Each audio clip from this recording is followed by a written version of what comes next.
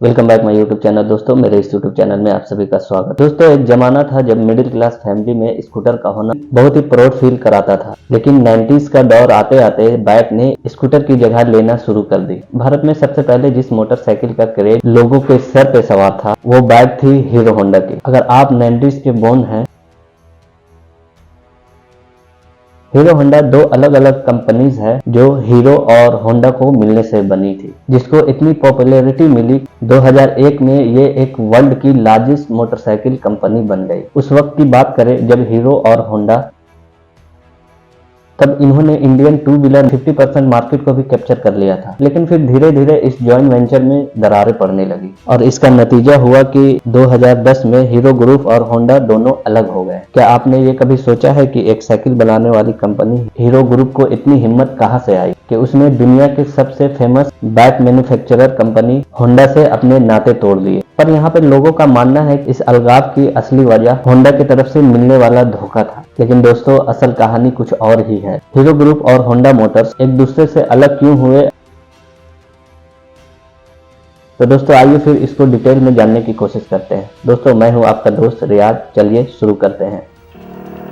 दोस्तों hero Honda के अलगाव के बारे में जानने से पहले हमें यह जानना जरूरी है कि इसकी शुरुआत कैसे हुई थी और कैसे ये दोनों एक दूसरे से मर्ज हुए। दोस्तों हीरो होंडा की सफलता की कहानी जितनी पॉपुलर है उससे भी ज्यादा पॉपुलर है दोनों कंपनी के शुरुआत और स्ट्रगल की कहानी है। अगर हम हीरो की बात करें तो इसकी शुरुआत 1956 में मोहनलाल मुंजा और उनके भाइयों ने मिलकर करी थी। उन्होंने बैंक से 50,000 रुपया लोन लेकर पहली साइकिल पार्ट की पहली मैन्युफैक्चरिंग ग्रुप लुधियाना में स्टार्ट किया था, जिसका नाम रखा था हीरो साइकिल। उस समय सब कुछ सही चल रहा था, लेकिन कुछ ही समय बाद उसके भाइयों को यह समझ में आया कि साइकिल के पार्ट्स बेचने से अच्छा है क्यों न खुद साइकिल की मैन्युफैक्चरिंग करे। इसी आइडिया के साथ कंपनी ने अपने बाईसाइकिल मार्केट में लॉन्च किया। इसके बाद अभी सिर्फ 10 साल ही बीते थे। 1966 के दौरान हीरो साइकिल ने सालाना करीबन 1 लाख साइकिल मैन्युफैक्चरिंग करके सबको हैरानी में डाल दिया। आप इसकी कामयाबी का अंदाजा आप इस बात से लगा सकते हैं कि जो कंपनी कभी दिन के सिर्फ 25 साइकिल ही बनाती थी, वो 1986 के दौरान हर रोज 18,500 साइकिल मैन्युफैक्चरिंग करने लगा। इसके चलते हीरो साइकिल का नाम वर्ल्ड के लार्जेस्ट बाईसाइकिल मैन्युफैक्चरर के तौर पर गिनीज बुक वर्ल्ड रिकॉर्ड में आ गया। आज हीरो साइकिल अपने प्रोडक्ट को इंडिया सहित मिडिल ईस्ट, अफ्रीका, एशिया और यूरोप जैसे 89 कंट्रीज में एक्सपोर्ट करती है। अब बात करें होंडा की, तो होंडा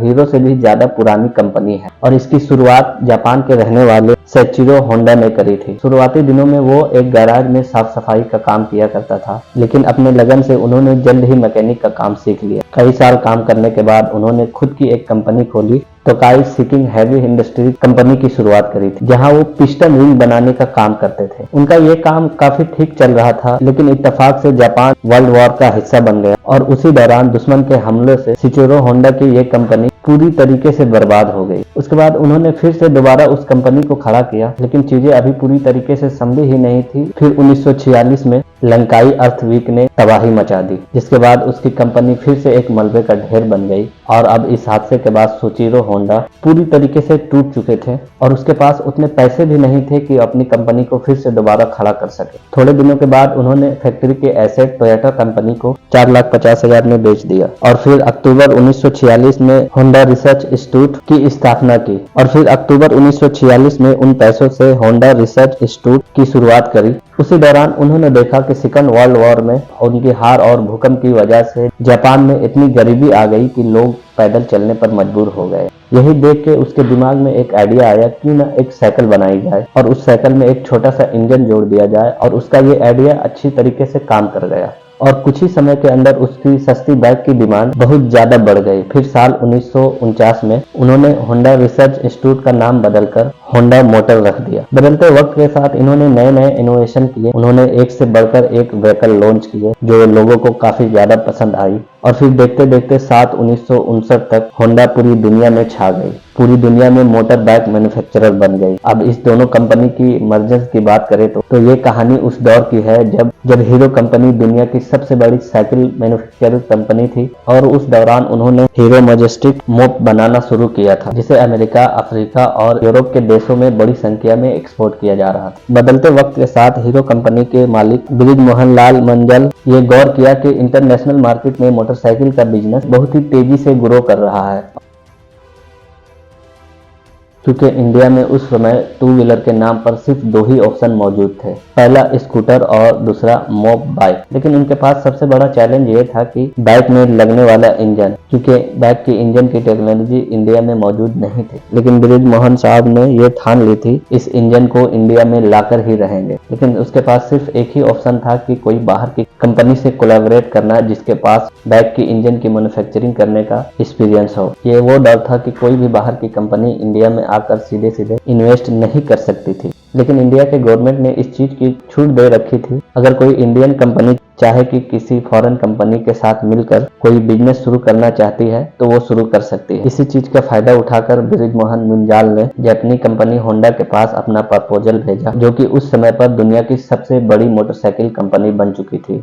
होंडा कंपनी ने इस प्रपोजल को एक झटके में ही एक्सेप्ट कर लिया, क्योंकि उसके लिए इंडिया की तरह बड़ा मार्केट किसी सोने की अंडी देने वाले से कम नहीं थी। इसके बाद इस दोनों कंपनी के बीच में ये एक्टिवेट हुआ, हीरो कंपनी बॉडी बनाएंगी और इंजन जो है होंडा कंपनी सप्लाई करेगा। इसके अलावा इस दोनों कंपनी ने एक एनओसी भी साइन किया, जिसमें मैटर था कि ये दोनों कंपनी फ्यूचर में कभी भी एक दूसरे के खिलाफ अपना प्रोडक्ट लॉन्च नहीं करेगी। इस डील की वजह से जो कि हीरो को होंडा मिल रहा था, इस डील से दोनों ही कंपनीज खुश थी, क्योंकि हीरो को इंजन मिल रहा था और होंडा को इंडियन मार्केट। और फिर क्या, बिना कुछ देरी के हीरो होंडा कंपनी का पहला प्लांट हरियाणा में लगा दिया गया और फिर साल 1985 में अपनी पहली हीरो होंडा CD100 को लॉन्च किया। और इस गाड़ी को लॉन्च होते ही ये बहुत ही ज्यादा पॉपुलर हो चुका था। और इसके पॉपुलैरिटी के 3 मेजर रीजन थे। पहला रीजन ये था कि टू व्हीलर के तौर पर मोटरसाइकिल का ये कॉन्सेप्ट लोगों को खूब पसंद आया। दूसरा रीजन ये था कि बाइक का माइलेज, क्योंकि उस समय स्कूटर के मुकाबले हीरो होंडा की बाइक काफी ज्यादा माइलेज देती थी, जिसकी वजह से लोगों का फ्यूल कॉस्ट कम हो गया।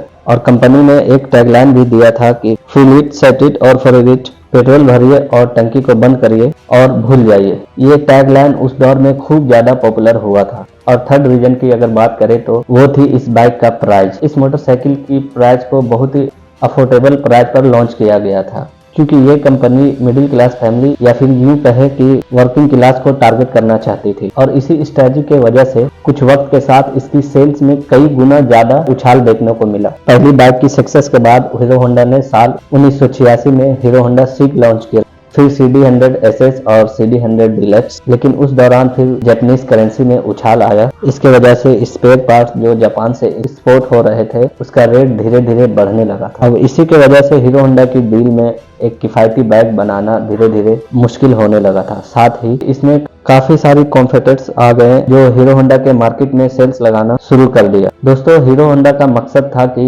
लोगों को बजट में बाइक देने की, और कंपनी इस विश्वास को तोड़ना नहीं चाहती थी। इसके चलते हीरो होंडा ने अपने लंबे समय तक मोटरसाइकिल को नुकसान में बेचा। फिर 1990 में डॉलर का रेगुलेट होने के बाद कंपनी को राहत मिली और फिर से हीरो होंडा का प्रॉफिट का दौर शुरू हो गया। और यही समय था कि हीरो होंडा का प्रॉफिट $10 मिलियन से भी पार हो गया, और उस जमाने में ये एक बहुत बड़ा ही नंबर था। फिर थोड़ा और समय गुजरा, फिर हीरो होंडा ने अपनी बाइक को किस्त पर देना शुरू कर दिया, जिसकी वजह से और भी ज्यादा कस्टमर्स जुड़ने लगे, और फिर देखते देखते ये बाइक हर घर की शान बन गई। और दोस्तों, अब यहाँ तक देखें, हीरो होंडा का कारोबार इंडिया में बहुत अच्छी तरीके से चल रही थी, और इसे देखकर शायद ही कोई अंदाजा लगा सकता था कि ये दोनों कंपनी के बीच कभी दरार आएगी। इस कंपनी में कोई विवाद चल रहा है, लेकिन कंपनी के अंदर बहुत सारा विवाद चल रहा था। एक्चुअली प्रॉब्लम तब शुरू हुई जब हीरो होंडा की बाइक दूसरी देशों में बेचने की बात रखी गई। दोस्तों, होंडा मोटर पहले से ही काफी पुरानी कंपनी थी और दुनिया की जानी मानी कंपनी थी,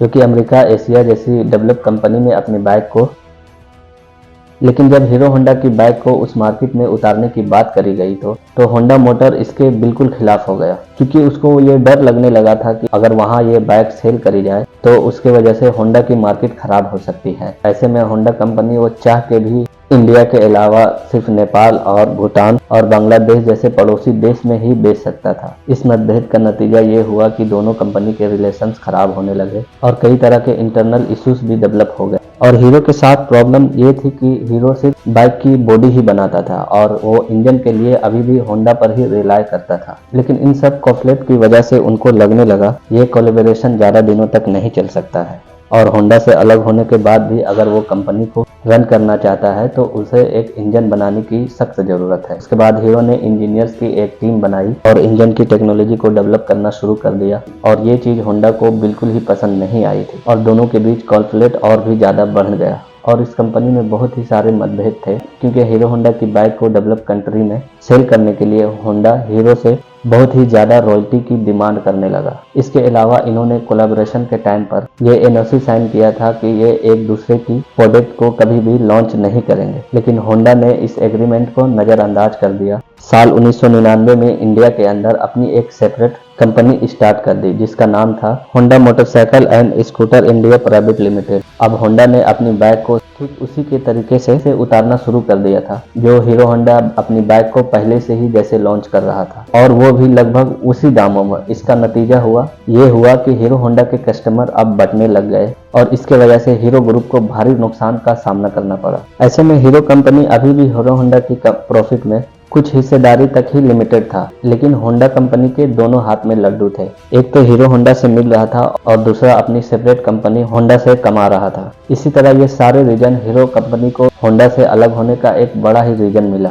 नतीजा साल 2010 आते आते दोनों कंपनी अलग अलग हो गए। इस हीरो होंडा कंपनी में 26% दोनों के हिस्सेदारी था, जिसके बाद होंडा ने अपने हिस्से के सारे शेयर हीरो कंपनी को $1.2 बिलियन में बेचकर उसके बाद इन दोनों ने अपनी कंपनी का नाम बदलकर हीरो मोटोकॉर्प कर दिया और अपने सारे ऑपरेशंस खुद ही हैंडल करने लगे। लेकिन इस सेपरेशन का दोनों कंपनी पर कितना बड़ा इफेक्ट पड़ा, उन्हें कौन कौन से चैलेंजेस का सामना करना पड़ा और आज के दौर में ये दोनों कंपनी किस पोजीशन पर है, आइए इसके बारे में कुछ हम लोग जानते हैं। तो दोस्तों, हीरो होंडा के सेपरेशन के दोनों कंपनी के बीच एक एग्रीमेंट हुआ था। साल 2014 तक होंडा अपने इंजन का टेक्निकल सपोर्ट हीरो को देता रहेगा और साथ ही इस 4 सालों में हीरो मोटोकॉर्प को ये परमिशन रहेगी वो हीरो होंडा के नाम से अपने सुपर बाइक बदले में उसे होंडा को रॉयल्टी बोनस देना होगा। और यहाँ दोस्तों हीरो मोटोकॉर्प खुद ही एक बड़ा नाम था, उसने होंडा का नाम यूज करना कुछ जरूरी नहीं समझा। अब इन दोनों कंपनी को अलग होने के बाद हीरो मोटोकॉर्प के पास कई सारे परेशानियां आनी शुरू हो गई क्योंकि उसके पास ना तो अपना कोई R&D सेंटर था, ना ही कोई मैन्युफैक्चरिंग प्लांट था और ना ही होंडा जैसी एडवांस टेक्नोलॉजी। ऐसे में हीरो ने सारे चैलेंजेस को फाइट करते हुए साल 2014 में राजस्थान के नीमराना में अपनी एक नई पहली प्रोडक्शन यूनिट स्टार्ट करी। 2016 में मुंजाल साहब ने जयपुर के अंदर R&D सेंटर भी खोला और इसके अलावा सर्विस नेटवर्क और सप्लाई में भी अपने चैन को बनाने के लिए उसने भारी भरकम इन्वेस्टमेंट करी। धीरे धीरे हीरो मोटोकॉर्प अपने सारी कमियों को पूरा करते हुए एक बार फिर से मार्केट में छा जाने के लिए तैयार था। इसके अलावा हीरो मोटोकॉर्प ने बैक टू बैक कई सारे मोटरसाइकिल लॉन्च करी थी, लेकिन हम सबको पता है कि हीरो एक पहले साइकिल बनाने वाली कंपनी थी और यही इमेज लोगों को दिमाग पर फिट हो चुकी थी। इसीलिए उसकी बाइक पर ट्रस्ट करता कौन कंपनी के सामने ये एक बहुत बड़ी चैलेंजेस खड़ा हो गया। इससे निपटने के लिए हीरो मोटोकॉर्प ने कई सारे एड कैंपेन चलाया, यूथ को टारगेट किया और बड़े बड़े सेलिब्रिटी को ब्रांड एम्बेसडर बनाया। और वहीं हम लोग होंडा की अगर बात करें तो होंडा उस समय तक बहुत ही सक्सेसफुल कंपनी थी और होंडा फाइनेंशियली स्ट्रॉन्ग होने की वजह से बहुत ज़्यादा चुनौतियों का सामना उसको नहीं करना पड़ा। इसका एक रीज़न ये भी था कि सेपरेशन से पहले होंडा ने अपनी कंपनी इंडिया में इस्टेब्लिश कर चुकी थी। जब ये दोनों कंपनी अलग हुए तो उस समय तक होंडा मार्केट में अच्छी खासी पकड़ बना चुकी थी। अगर हम इसकी फाइनेंशियल कंडीशन को देखें तो एक बहुत ही हैरान करने वाला डेटा सामने आता है, जो कि 2011 में जहां होंडा की नेटवर्क $55 बिलियन थी, वो 2023 में घटकर $45 बिलियन पर आ गई। लेकिन हीरो मोटोकॉर्प की बात करें तो 2011 में 7 बिलियन उसकी नेटवर्क थी, जो अब 2023 में बढ़कर $7.5 मिलियन हो गई। अगर हम उस वक्त की बात करें तो हीरो होंडा मिलकर काम कर रहे थे, तब इन्होंने इंडियन 2 व्हीलर मार्केट का 50% शेयर कैप्चर करके रखा हुआ था। आज होंडा के पास सिर्फ 25% मार्केट शेयर है, जहां पर हीरो ने 35% इंडियन मार्केट अपने नाम करके रखा है। पिछले साल 2022 में हीरो मोटोकॉर्प 53 लाख 2 व्हीलर को बेचकर इंडिया की सबसे बड़ी 2 व्हीलर कंपनी बन चुकी है। वही होंडा इस लिस्ट में सेकंड पोजीशन पर आता है क्योंकि इन्होंने 2022 में 40 लाख बाइक बेचे थे। जब ये दोनों कंपनी साथ में थी, अराउंड करीबन 6000 लोगों को ये काम दे रही थी। लेकिन आज हीरो अकेले ही 8600 लोगों को रोजगार की सहारा बनी हुई है। इसके 2 व्हीलर क्वालिटी का अंदाजा आप इस बात से लगा सकते हैं कि 2019 में इन्होंने 78 लाख बाइक बेचकर दुनिया में हाईएस्ट बाइक सेल करने का रिकॉर्ड बनाया था और साथ ही ये अराउंड 10 करोड़ टू व्हीलर बनाने वाली दुनिया की नंबर 1 मर्द एक कंपनी है। और दोस्तों ये डेटा से साफ जाहिर होता है कि इसको अलग होने के बाद शुरुआती दिनों में मुश्किलों से लड़ते हुए हीरो मोटोकॉर्प लगातार ग्रो करता आ रहा है। बाकी आप इसी तरह अगर आप जानना चाहते हैं कि इंडिया के अंदर मोबाइल रिचार्ज के दाम हाई क्यों हो रहे हैं तो मैं ये सजेस्ट करूंगा कि ये वाली वीडियो आप जरूर देखें। तो आज के लिए इस वीडियो में बस इतना ही। तो दोस्तों आशा करता हूँ ये वीडियो आपको इन्फॉर्मेटिव लगा हो। अगर आपको इन्फॉर्मेटिव लगा हो तो मेरे इस वीडियो को शेयर जरूर करें और ऐसे ही इन्फॉर्मेटिव वीडियो देखने के लिए मेरे इस चैनल को सब्सक्राइब जरूर करें। Thank you very much.